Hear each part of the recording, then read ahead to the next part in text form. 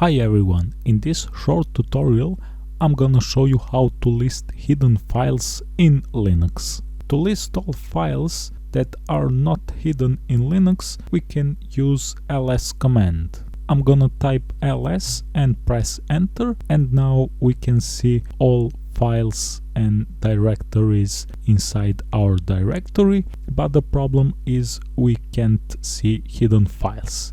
In order to see hidden files, we need to use -f flag. Now I'll show you how to use -f flag. Simply we're going to type ls command -f and press enter. All files, including hidden files, are visible from this directory. That's all in this tutorial. Don't forget to subscribe to our channel. Bye!